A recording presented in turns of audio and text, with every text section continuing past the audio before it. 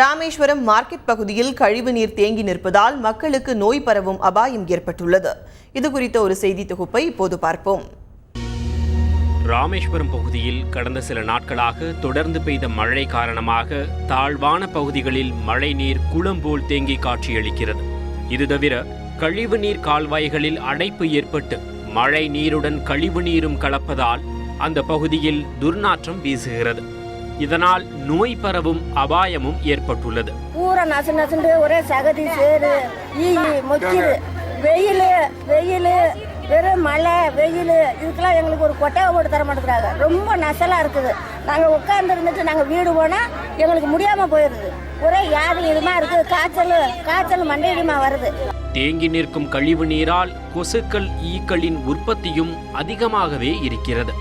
கடந்த சில ஆண்டுகளுக்கு முன்பு மக்களை அச்சுறுத்தி வந்த மணி ஈ என்ற ஈ வகை தற்போது மீண்டும் வரத் தொடங்கியுள்ளதால் மக்களிடையே பீதி ஏற்பட்டுள்ளது. நகராட்சி நிர்வாகம் உடனடி நடவடிக்கை எடுக்காவிட்டால் மக்களை ஒன்று திரட்டி போராட்டம் நடத்தப்படும் என்று அரசியல் கட்சிகள் எச்சரித்துள்ளன.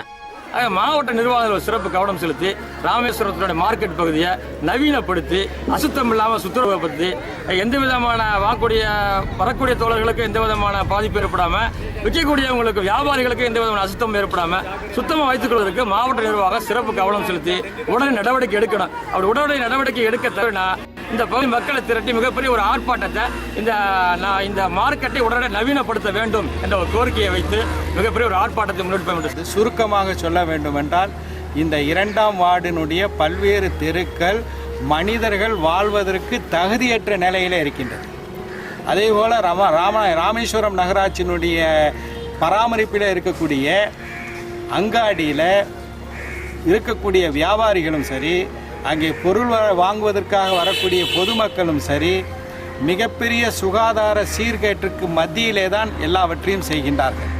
மக்களின் நலனை கருத்தில் கொண்டு நகராட்சி நிர்வாகம் உடனடி நடவடிக்கையில் இறங்க வேண்டும் என்பதே அனைத்து தரப்பினரின் கோரிக்கையாக உள்ளது. தந்தி டிவி செய்திகளுக்காக ராமேஸ்வரத்திலிருந்து பாலா.